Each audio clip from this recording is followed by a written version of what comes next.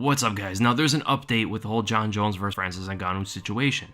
It turns out that the talks are pretty much dead because the UFC wasn't going to up the pay for Jones and Francis Ngannou, and because of that, Jones is not going to take the risk. And why would you blame him, right? So they're not going to change his base pay, and Jones said that they didn't even negotiate a number. He didn't have a chance to throw a number out there. Once he asked for a higher pay, they just flat out said no. So that didn't make sense to Jon Jones, right? Because he's going to make the same kind of money fighting Jan Blachowicz, which seems like the fight that the UFC wants to take, right? But he's going to get paid the same against that guy as he will against Francis Ngannou, going up in weight, fighting a guy who's 40 pounds heavier, very powerful, and can cause some serious damage. So he wanted to be compensated for taking such a big fight, dangerous fight, and it turns out the UFC is not wanting to do that by Jon Jones' terms. It seems like what the UFC wants, or what their plan is, not to raise the base pay of Jones, but instead, if the pay-per-view does very well, Jones will get more money out of it, essentially making Jones not know how much he's going to get paid after the fight.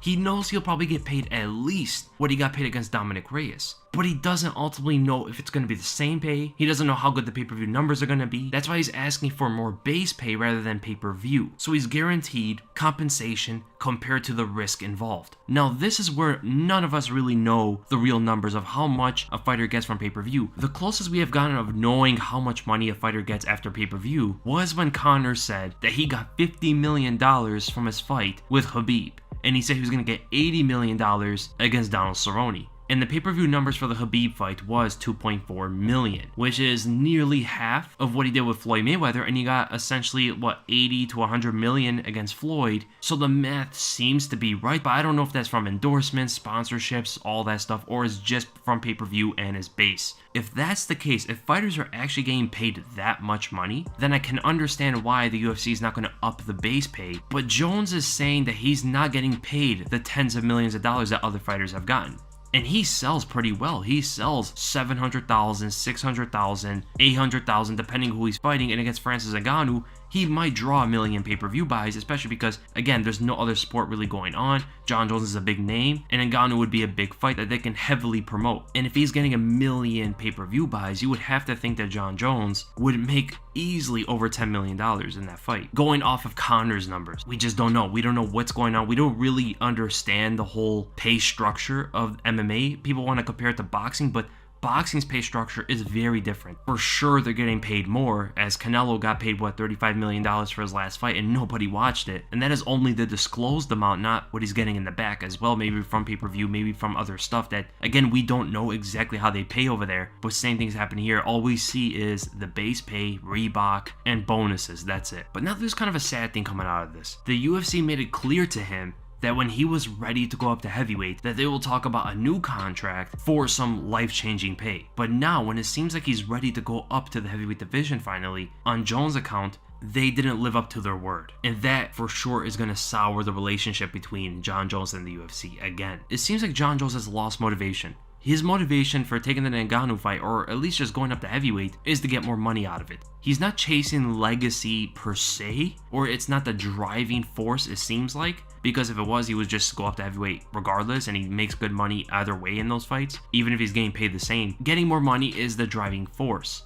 Because here's the thing, man, his legacy is set in stone. He believes he's the greatest of all time. He believes he's done it all. He believes there's nothing left for him to really do besides go up to heavyweight. And he said that in the interview as well. He said that Dominic Reyes does nothing for him. He said that Jan Blachowicz does nothing for him. Only super fights now make sense for him. And if they're not going to raise his pay for the super fights, and he's going to make the same kind of money fighting Jan Blachowicz and Dominic Reyes and these guys who are smaller and not as dangerous, he's not going to take that risk. He's not going to take the chance to go up and probably even lose, you know what I'm saying? So why take that chance when you could just stay at light heavyweight and fight guys who are less dangerous, potentially win more comfortably? It stops his motivation of chasing the heavyweight division. And if the UFC is going to stop his motivation from chasing the heavyweight division, he has nothing really left to be driven for. As he said, he could retire now. He's 32 years old. He says he has a great life. He doesn't need to fight. He just wants to fight, and it gives him an opportunity to make more money out of it. But that's pretty much it, and it 100% explains why he was calling out Israel Adesanya as well. Because Israel was getting a bigger name, and he wanted to set up that super fight, right? And now he's looking at Francis Ngannou. He's not looking at his division because nothing there motivates him anymore. He said he doesn't care if he retires. He says he doesn't care if they vacate his title. He said he'll come back and win it regardless. And ultimately, he feels hurt by the UFC that they won't up the pay, that they won't give him what he's worth. And he says he feels like he's capped out, like he's held down from reaching his full potential and reaching the goals that he has set. He said that way back, his goal was to finish his career in the heavyweight division. And the fact that he's not going to be doing that because they're not going to raise the pay for the risk that he would take, that goal of his is now pretty much shattered in his eyes. And that leaves to what else is there for Jon Jones. I understand Dominic Reyes. To us fans, Dominic Reyes is the fight. He needs to silence the doubters out of that for sure. But in his eyes, he sees that he just beat everybody. His ultimate goal has been shattered. Personally, I honestly can see Jon Jones just retire.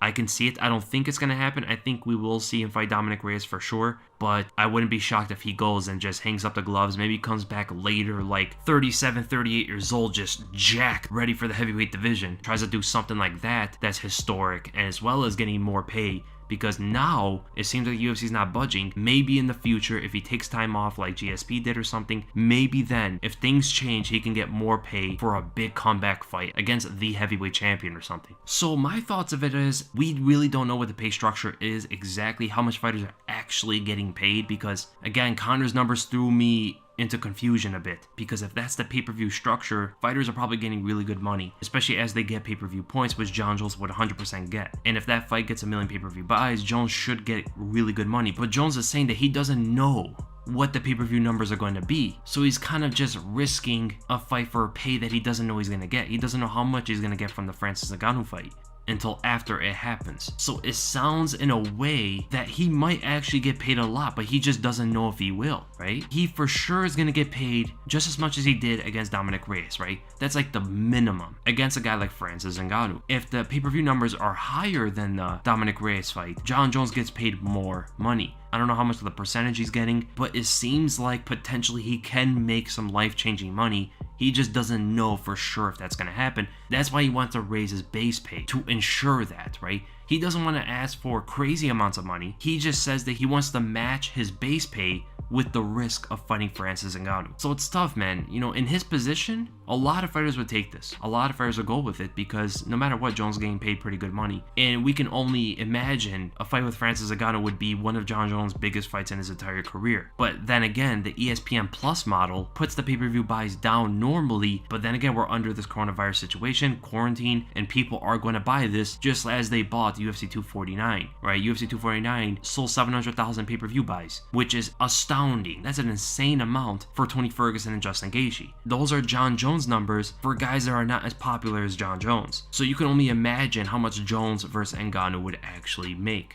I don't know, man. It's a tough situation, but if Jones doesn't feel like he is getting enough money out of it, I'd back him up on it. You know, fighters should fight for what they think they're worth, but then again, fighters are known to overprice themselves. And potentially maybe that's what Jon Jones is doing. It's hard to really know if you're not getting both accounts of this situation. So leave the comments below what you guys think about this whole situation with Jon Jones. Do you guys think it's his fault? Do you think he should take the fight? Do you think the risk is worth the reward? Not just fighting Ngannou, but just not knowing what his pay is actually going to be and all that stuff. I'll make sure to read them. I'll see you guys in the podcast.